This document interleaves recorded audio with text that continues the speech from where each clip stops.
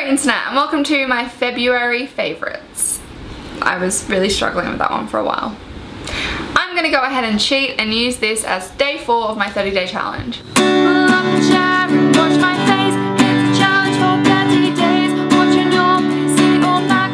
I'm sorry if I am slack, but you know I have a life. Okay, maybe that's a lie. So February. Honestly can't believe we're already there.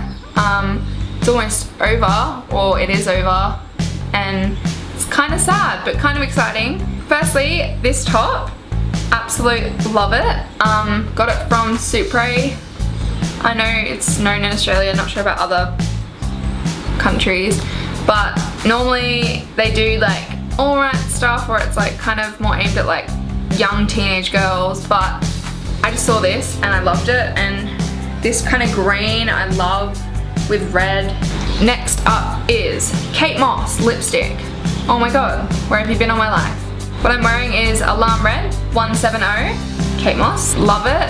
I have been loving just like lipstick shades, like when I go to work I tell everyone what shade I'm wearing, kind of lame. Second favourite, Kate Moss 107, which I did see in a Zoella video and have been looking for the kind of like berry red new look, so love that one too. Keeping with the makeup, I struggled for ages to find a really good like liquid liner, and I hate the like ink bottles and all that, and like I'm a bit retarded, so I like a pen sort of thing.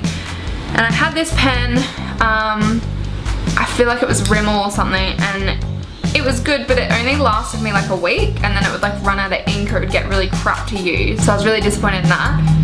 Then my mum had been using this one and I tried it and I loved it, and it is called L'Oreal Paris Super Liner Black Buster, and it's honestly like the best eyeliner I've ever used. You just like so easily put it on, and it's quite a thick tip, but you can slant it so it makes thin flicks, and I'm retarded enough as it is with my flicks, but this helps, so yeah, love it. I was using a nude foundation powder for ages, but it was really like clogging up my skin, and then I found my friend was using this Rimmel London Stay Matte powder, so I decided to try it and I love it. Like, it's so light on your skin, it's a nice finish to it, and it is in the Silky Beige 005.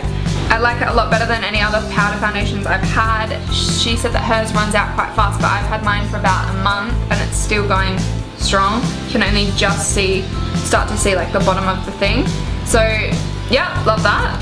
I'd also been looking for like an eyeshadow palette for ages, because I had this Australis one which was quite big, like you had to undo it all, and there was like lip glosses on one side, and it was just like a pain to have to like get it out, and if I went anywhere I could just slip my eyeshadow like palette in there easily.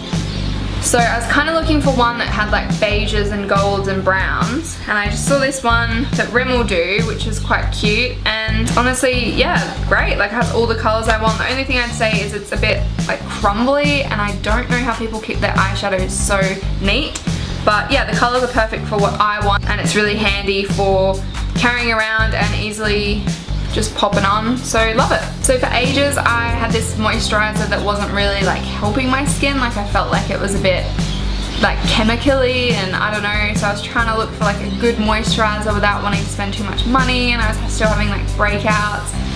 Anyway, I had a rosehip oil that's meant to be like really good for your skin, like a natural thing, and we have this brand in Australia, don't know if it's anywhere else, it's called Sukin. So they do these little pop bottles, little squeeze top bottles, and they're an organic certified preservative free skincare that doesn't cost the earth, all that stuff, and all it is you just do like 2 little drops in your hand. It goes such a long way because it's oil. You can use it in your hair, on your nails, on your skin, on like scarring and all that. I've been using it, and yeah, it's really made a difference. I love using it just as like a moisturizer or anything.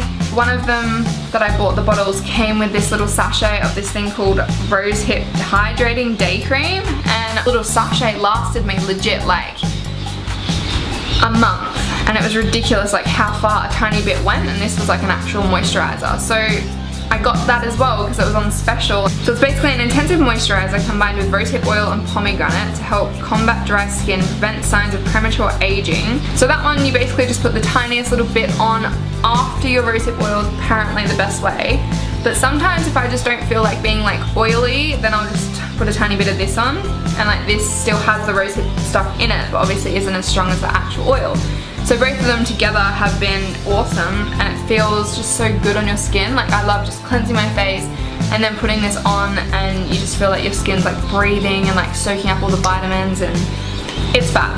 My absolute favorite lip care thing in the world has always been Pawpaw, but recently I heard that it has petroleum in it and like all this stuff that's like really bad for your body. I got this one that was Nature's Care All Natural Pawpaw. That's been really nice as well. It has like quite a sweet taste to it, which is actually quite nice. Like I like it, some people might not. But they do heaps of natural brands and stuff, so have a look at your local chemist and try and find like a natural one rather than this one which is apparently bad for you. Also with my new haircut, I've been struggling to kind of just like style it how I want. So my mum's always used this sea salt spray. I gave it a go and I've heard a lot about it being good, and yeah, I love it. Like it's just a few sprays, you scrunch up your hair and it gives it such like shape, and I don't have it on now obviously because my hair looks fucking crap, but yeah, it's really good just to chuck on in the morning if you don't know what to do with your hair. You just chuck it on and it's good. A bit of an oldie favourite but still a goodie favourite is my Juicy Couture perfume. Always been a fave, always smells amazing. Goes such a long way. It normally lasts me about a year or a year and a half, so good. And last but not least, I'm gonna chuck in some candles.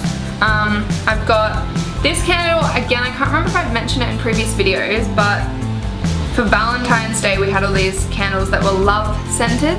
So like naturally I thought like, ew, like love, like how can you make that a scent? That's really lame and soppy. But I smelled it and it smells like cake. It smells like cake and vanilla and cookies, and it's like, okay, yeah, this is love because I love food, and this is food and cake, and it's amazing. And it's a wood wick, so it like lasts a lot longer than a normal candle, so I've been loving that. This one my friend bought me from a place called Dusk that we have in Australia.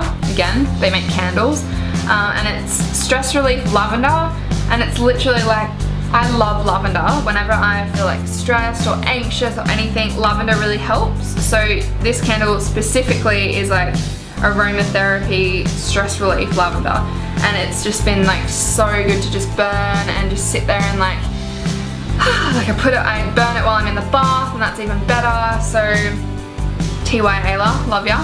And that's all. I decided to kind of just go for like a beauty kind of product favorites rather than like my favorite book this month, my favorite movie and all that, because it's a bit of a long video otherwise. But I hope you guys enjoyed that. I know I threw in some candles and stuff that wasn't skincare and beauty, but mostly it was. So hope you enjoyed. Hope that you tell me some of your kind of favorites this month we can share. And yeah, thanks for watching. Bye.